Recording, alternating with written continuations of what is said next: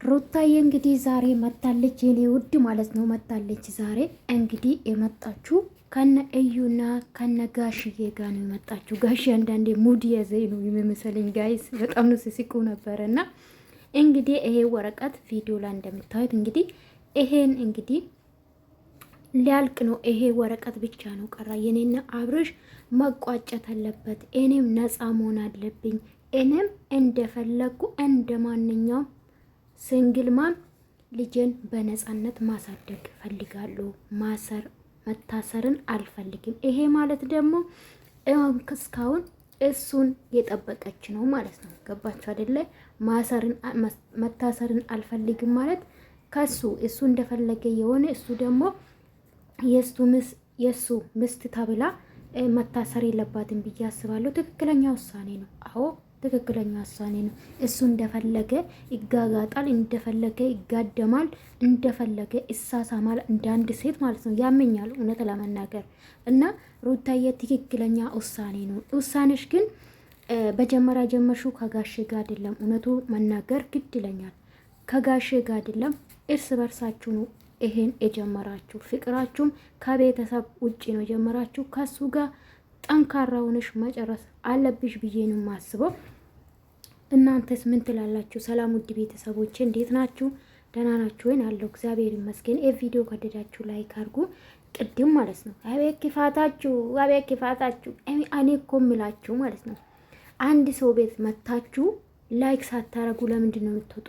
ብዙ ቤት ነው በነገራችን ላይ እኔ ቤት ብቻ አይደለም እና 35 ሰው መጥቶ እግዚአብሔርን 9 ሰው ነው ላይክ አርጎ የወጣ ማለት ነው። ከዛ በኋላ ተራ በተራ ማለት ካለቀ በኋላ እየመጡ ያዩ ነው ላይክ ያደረጉልኝ ማለት ነው። ግን አረ በስማም ይቅር ይበላችሁ፣ እንደው ልባችሁ ይመልሳችሁ ለማለት ፈልጋለሁ። ላይክ አርጉ። አዎ ላይክ አርጉ። እና ሩታዬ የኔ ውድ ማለት ነው ጠንካራ መሆን አለብሽ። አሁን ጥሩ ላይ ነሽ፣ ጥሩ ውሳኔ ላይ ነሽ።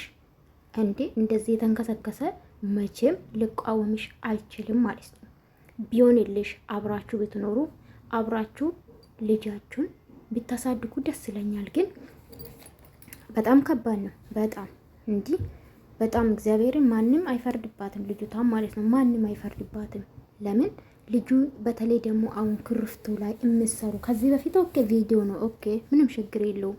ጭራሽ አንድ አልጋ ቤት ጭራሽ አብሮ እየተስናኑ ሚስቱ ወልዳ ልጁን አቅፋ እሱ እንደፈለገ የሆነ እሷ ቁጭ ብላ እንዲጠብቅ ማንም ሊጠብቅ አይችልም።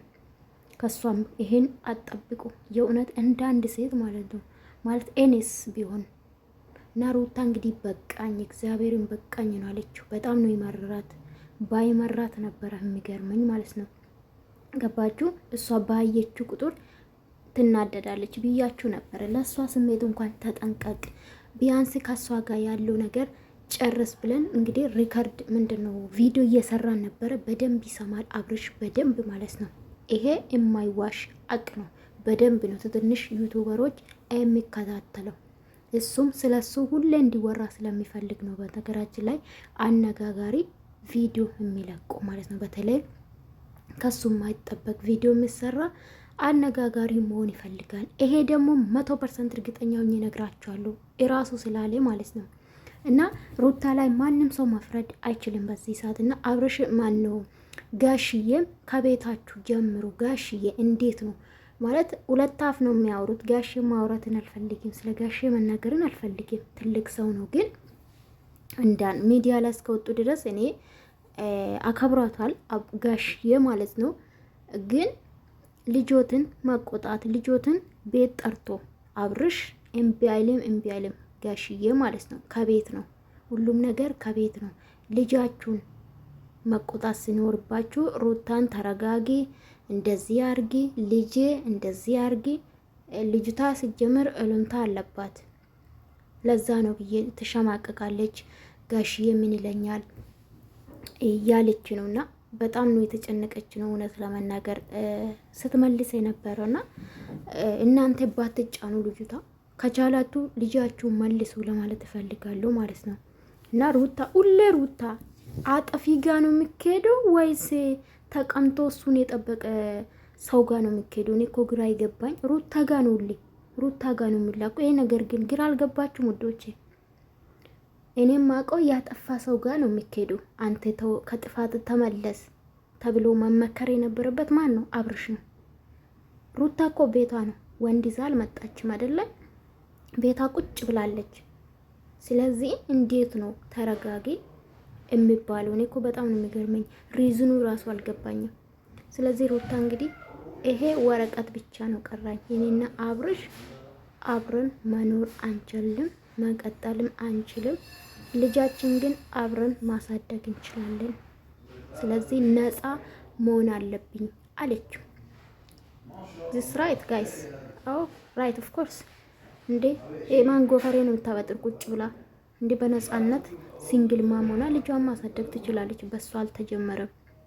እሱ እንደፈለገ የሆነ እንደፈለገ የተስናና እንደፈለገ የጠጣ እንደፈለገ እየበላ፣ ልጅቷ ግን መሳቀቅ የለባትም። እንደ ማንኛውም ሰው ፍሬ ሆና መስራት ትችላለች ማለት ነውና ጋሽዬ እሷን ባትጫኑ ደስ ይላናል ማለት ነው። እንደ አንድ ሴት በቃ አይገባትም። ቢያቅ ኖሮ እሷን ያንከባክባት በዚህ ሰዓት ከሷ ጎንም ነበር ማለት መሆን የሌለበት። ሲቀጥል ደግሞ ለእሷ ስሜት እንኳን አልተጠነቀቀም። ተመካክሮ ሊሰሩም ይችላሉ። የማውቀው ነገር የለም። ግን በአሁኑ ሩታ ትክክል ነው ብዬ ነው ማስበው። እናንተስ ምን ትላላችሁ? ብታረቁ ደስ ይለኛል። ይሄ ስላችሁ ደግሞ እንድታረቁ ሳልፈልግ ቀርቼ አይደለም። ብታረቁ ብስማሙ ለእኔ ምንም የሚቀንስብኝ ነገር የለም።